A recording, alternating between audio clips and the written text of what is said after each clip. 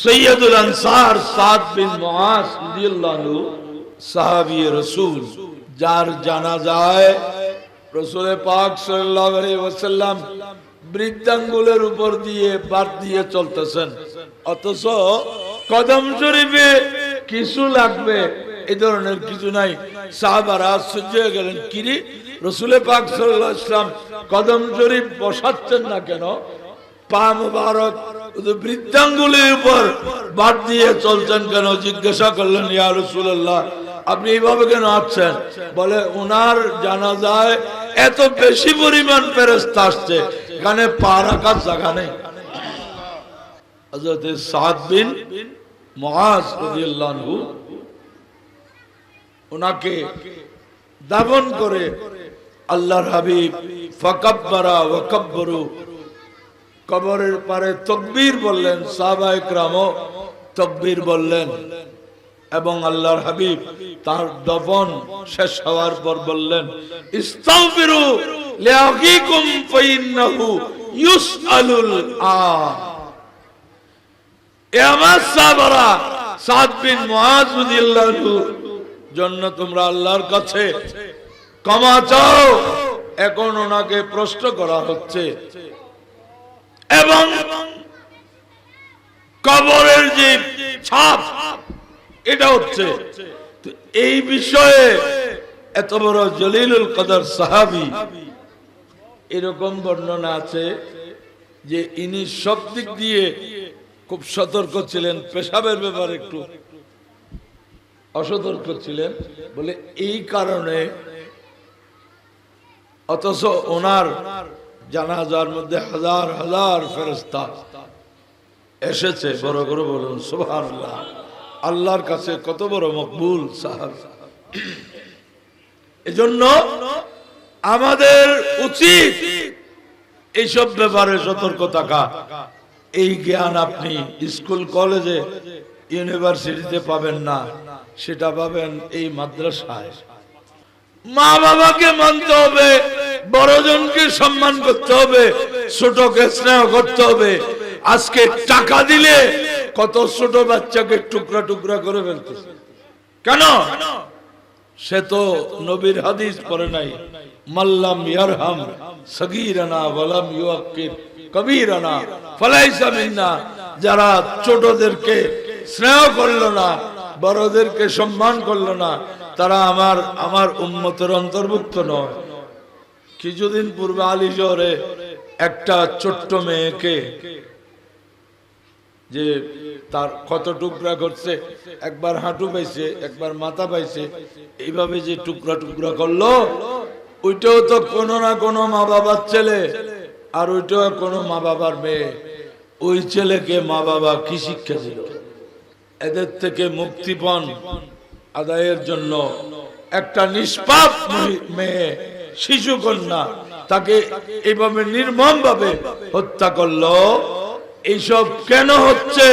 কারণ এইসব কিশোর যুবক, এদের ভিতর ইসলামী জ্ঞান নেই এবং চর্চাও নেই এবং এগুলার অনুশীলন নেই, যার কারণে আজকে মুসলমানের দেশে এত অপরাধ হয়।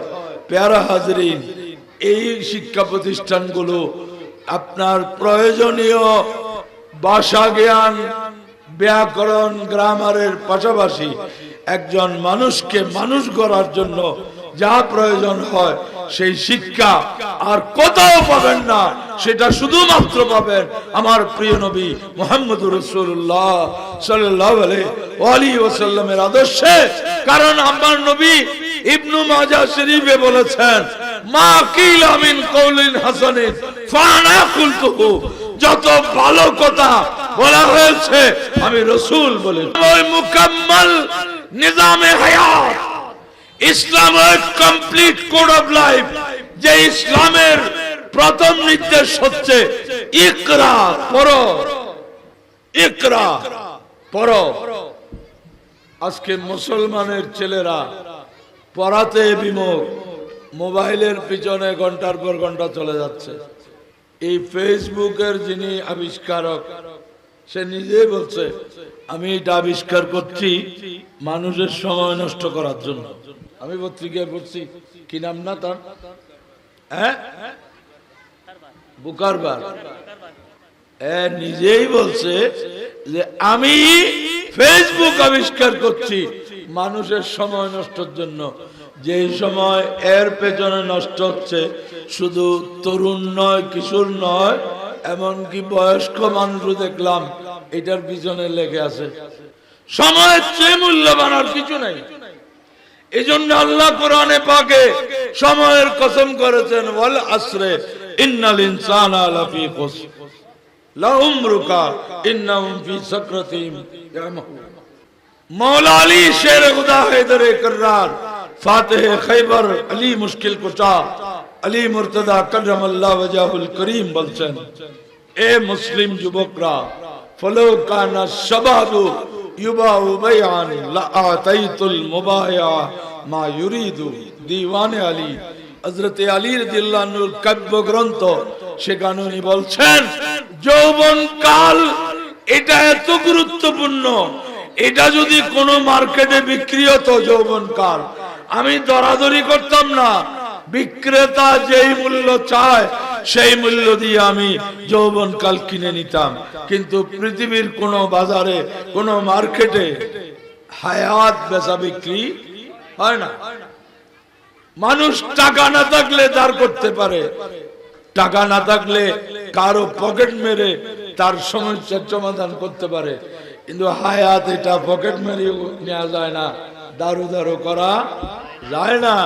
যার হায়াত যা, সেটা সে যত ভালো কাজে কাটাবে সে তার জীবনকে মূল্যবান করবে।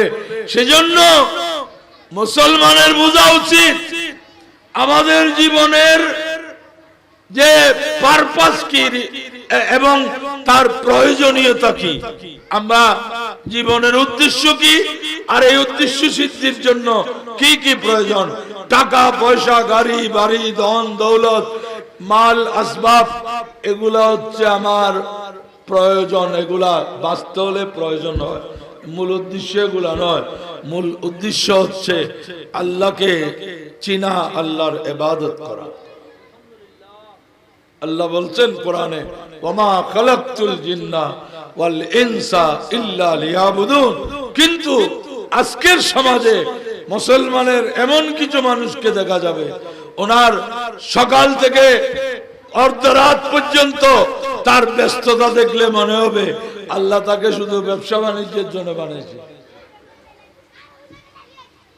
নামাজ পড়ার সময় নাই, ব্যস্ত ব্যস্ত ব্যস্ত। সে নিশ্চয় জীবনের যেটা উদ্দেশ্য, সে উদ্দেশ্য সম্বন্ধে সে এখনো সচেতন হয় নাই। তো আল্লাহ বলছেন বিসমিল্লাহির রহমানির রহিম, তাবারাকাল্লাযী বিয়াদিহিল মুলকু ওয়া হুয়া আলা কুল্লি শাইইন কাদির আল্লাযী খালাকাল মাউতা ওয়াল হায়াতা লিয়াবলুয়াকুম আইয়ুকুম আহসানু আমালা। আল্লাহ বলেন আমি মওত এবং হায়াত, জীবন মৃত্যু সৃষ্টি করেছি কেন জানো? লিয়াবলুয়াকুম, তোমাদেরকে পরীক্ষা করে দেখার জন্য। আইয়ুকুম আহসানু আমালা, তোমাদের মধ্যে কে কত বেশি ভালো কাজ করে আসতে পারো। অতএব আমাদেরকে এই জীবনের হায়াত যেটা, এটা দিয়েছেন আল্লাহ, কে কত বেশি ভালো কাজ করে আল্লাহর কাছে যেতে পারি সেটা পরীক্ষা করার জন্য। আপনারা বলেন এসএসসি পরীক্ষার্থী, ম্যাট্রিক পরীক্ষার্থী, তাদের নির্বাচনী পরীক্ষার পর তাদের ক্লাস আর হয় না, 2-3 মাস কি হয় না, ক্লাস সাসপেন্ড হয়ে যায়, ক্লাস বন্ধ করে দেয়া হয়। কি বেড়ানোর জন্য না পরীক্ষার প্রস্তুতির জন্য? হ্যাঁ, ক্লাস বন্ধ, সেন্ট্রাল পরীক্ষার ফরম হয়ে গেছে, ফরম পূরণ। এই 2-3 মাস সময় রেগুলার আর স্কুলে আসতে হচ্ছে না। কেন? বেড়ানোর জন্য, পরীক্ষার। আল্লাহ বলেন তোমাদেরকে যে জীবন দিয়েছি সেটা পরীক্ষার প্রস্তুতির জন্য। এখন আমরা পরীক্ষার প্রস্তুতি কতটুকু নিচ্ছি? মুসলমান বেখবর। এখন মুসলমানের দৈনন্দিন অবস্থা কেমন?